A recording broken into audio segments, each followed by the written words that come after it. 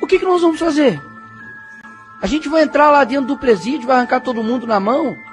A gente vai passar da balbúrdia, de começar a xingar todo mundo? A gente vai começar a ir para o ato de violência? A gente vai fazer o quê? Porque afinal de contas, não há o que se fazer. Desculpa, não há o que se fazer nesse sentido. Essa é a realidade. Porque você olha para o que está acontecendo hoje no nosso país, não é que nós precisamos mais de leis. Nós não precisamos mais de projetos, não precisamos mais de PECs. Sabe o que a gente precisa? De homens com virtudes. Precisamos de homens de coragens.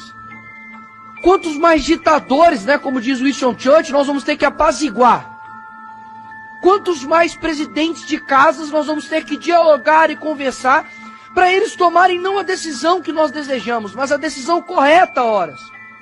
Quantas horas, senador Girão, o senhor já gastou conversando com pessoas que talvez o senhor não gostaria de conversar? Quantas horas nós já gastamos com rodas e rodas de conversas, reuniões? Olha, por gentileza, tem uma mãe chorando, tem uma filha chorando, sabe, uma morte de uma pessoa aconteceu. Quantas mais pessoas a gente vai ter que conversar? O que mais vai ter? Não tem mais nada, não tem mais nada, pessoal, não tem mais nada. Então não é que a gente precisa, doutor Sebastião, fazer algo além, não tem mais nada ao que ser feito. E isso me atormenta, porque eu não fui eleito para poder bater ponto aqui nessa casa. Eu não fui eleito para poder fazer o possível, não. Eu fui eleito para poder fazer aquilo que as pessoas muitas vezes não conseguem fazer. Mas eles não estão conseguindo fazer e eu também não. Isso me atormenta. Afinal de contas, o que nós vamos fazer então? Porque na hora que o Clezão estava sendo enterrado, o Alexandre de Moraes estava sendo condecorado. Então, aí eu te pergunto, e aí? O que a gente fala para os advogados que estão aqui? O que a gente fala para essa família que está aqui? Com os brasileiros que já foram às ruas. Eles já foram às ruas. E inclusive muito que está acontecendo hoje tem impressão digital do STF, sim, óbvio. Tem impressão da mídia, sim, cúmplices da morte do Clezão. Mas também tem muito impressão digital de isentos, que lá atrás batiam em um homem que estavam defendendo a liberdade e hoje sofrem também dessa própria ditadura. Então, o que eu tenho para dizer aqui hoje é simples e claro. Não há meios legais contra uma tirania.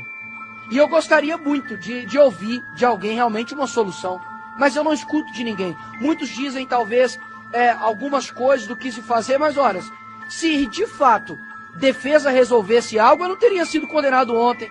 O Bolsonaro não teria ficado inelegível.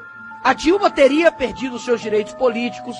A OAB estaria não fazendo um discurso firme como o doutor Sérgio Leonardo fez, mas estaria em paz, porque os direitos dos advogados estariam sendo respeitados, mas não é isso que está acontecendo. Ou seja, a letra fria da lei já não resolve mais.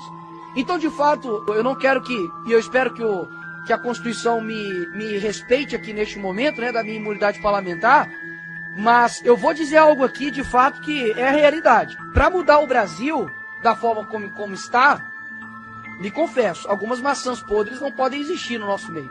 Se acontecer de algum dia alguém retornar aqui no nosso país, na presidência, ou a gente faz aquilo que nós aprendemos, de que o Olavo disse, olha, ou você coloca a esquerda na cadeia pelos crimes que eles cometeram, ou eles irão nos colocar na cadeia pelos crimes que nós não cometemos. E exatamente é isso que está acontecendo. Ou seja, ou quem chegar lá na presidência do Brasil, eu não quero saber, e eu confesso aqui, o senador Magno Malta, eu não quero saber de presidente de direita prometendo X, Y e tal. Eu quero um presidente que realmente faça justiça nesse país e que não somente persiga por perseguir. Mas eu quero um presidente que tenha coragem de fazer aquilo que o Lula está fazendo, de que o Dino está fazendo, de que esses canalhas de ministro do STF, como Alexandre de Moraes está fazendo, que é perseguir pessoas de bem. E nós não iremos perseguir pessoas de bem, não, porque se algum dia algum homem, de fato, de coragem, mais uma vez chegar lá na presidência da República, que coloque essas pessoas aqui na cadeia. Porque quando você não combate o mal, você está cooperando com ele. Chega de diálogo com quem é negligente com morte de pessoas de bem. O Clezão estava trabalhando, foi para uma manifestação e foi morto por negligência de um ministro. Não tem diálogo com essas pessoas. Não estou pedindo para poder matar opositores. Estou pedindo para poder fazer justiça com quem está fazendo injustiça. Porque justiça fora de tempo é injustiça. E é exatamente isso que aconteceu com a família do Quezão. Então, o que está faltando aqui nesse país não é mais aplicação de lei. O que está faltando nesse país aqui não é mais leis e nem mais PECs e nem mais nada. É homens de coragem. E pode ter certeza que a população brasileira está cansada de gente que fala e não cumpre. Enquanto nós temos, por exemplo, o Bukele, lá no El Salvador, e é lógico, devido a essas proporções, Salvador é desse tamanho aqui, mas em poucos anos ele mudou a história de El Salvador. Colocou homicídio a quase zero. Enfrentou a organização criminosa, fez a maior prisão de segurança máxima da América Latina. Muitas vezes nós olhamos para o Brasil e vemos que nós não temos condições de fazer nada. Porque a criminalidade tomou conta, porque os juízes são isso e aquilo. Deixa eu te falar, dá uma olhadinha para a Ucrânia e vê o que aconteceu. Yanukovych, estava lá um ditador ferrenho. A população lá ficou quase que 60 ou 70 dias na rua, tomando tiro da polícia de Yanukovych. Tomando tiro. Os jovens de lá, pessoas da minha idade, menos do que eu, 16, 17 anos, estavam lutando contra a tirania, porque sabiam o que era enfrentar as dores de fato de um ditador. E eles conseguiram enfrentar isso e venceram. O que falta hoje no Brasil é dizer o seguinte, de que nós iremos vencer isso. Mas não tem como vencer uma antidemocracia com meios democráticos, porque tudo que nós fizermos será considerado antidemocrático. A gente há pouco tempo estava indo para a rua para poder trabalhar e fomos chamados de genocidas. Vocês estão esperando que nós vamos ser chamados de quê, senador Magno Malta? Que nós vamos ser chamados de democráticos? Vamos conversar com um e vamos conversar com o outro? E as pessoas que nunca respeitaram a Constituição agora vão passar a respeitar? Eu confesso que a minha fala pode parecer um pouco tirânica, pode parecer um pouco ditatorial, mas ditadura por ditadura eu prefiro a minha. Obrigado. Nesse momento é para colocar a nossa indignação em nome da população brasileira. Um monstro que foi moldado pelo então ministro Toffoli, que nós esquecemos sempre de falar. Um inquérito que nasce com base no regimento interno da Casa, se algum ministro é ofendido dentro do âmbito do Supremo Tribunal Federal. Ele cria um monstro e dá ao ministro Alexandre de Moraes para criar. Ele o alimenta, cria tentáculos e mais tentáculos, que fazem 5 anos. O que seria fake news, na verdade? O ministro Gilmar Mendes um dia disse, que o PT estabeleceu no Brasil uma cleptocracia. Isso é fake news?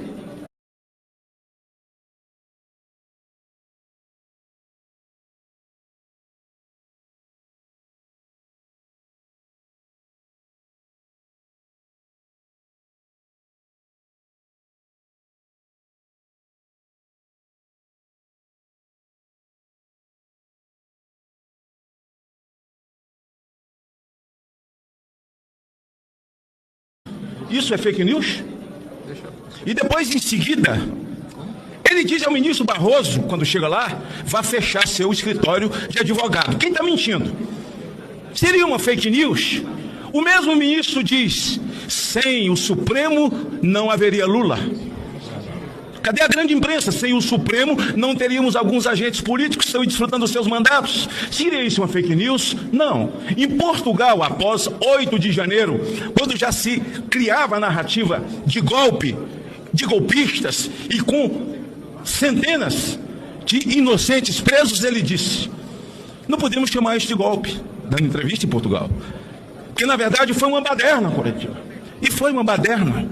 E que alguns infiltrados ou desavisados quebraram alguma coisa, e ele disse, não houve tentativa de golpe, porque não tinha ninguém para assumir. As palavras não são minhas, são dos ministros Gilmar Mendes. E a gente vai vendo descalabros ao longo do tempo. Veja um agora. O Nicolas agora vai virar réu a pedido do PGR, porque chamou Lula de ladrão. O deputado Gilvan da Federal também, mas quem chamou ele de cleptocrata foi o ministro Gilmar Mendes. Há um precedente aberto. Instalaram a cleptocracia. Então o cleptocrata está no poder. E agora os outros vão lá ser indiciados, ser ouvidos, porque falaram isso. Vem cá. Se alguém ligado a Jair Bolsonaro fizesse no Twitter o que o deputado Lidberg fez, ironizando que os processos de Bolsonaro estão na mão de Dino, será que está falando alguma coisa? A coisa está tão feia do ponto de vista econômico, dizia Marinho, eu não vou malhar em ferro frito, tem muita gente para falar aqui, a destruição do país, porque nós já vivemos no regime comunista, né? um regime muito pior, eu já entendo, do que o cubano até, do que o venezuelano até, porque nós brasileiros ainda temos gordura para queimar, porque esse país aqui é rico, mas nós estamos cercados já por um regime ditatorial, onde não há liberdade, tem jornalistas cerceados com contas derrubadas, contas onde ele tem alimento para a família, conta de banco. Tomaram o passaporte de jornalistas, jornalistas exilados, jornalistas perseguidos, parlamentares acuados, sem ter direito de exercer aquilo que o artigo 53 da Constituição lhes dá. Ora, nós temos Daniel Silveira que está preso. Tudo bem, é uma reflexão que nós temos que fazer, que a Câmara tem que fazer. Alexandre violou o artigo 53, mas quem votou para prender Daniel foi a Câmara.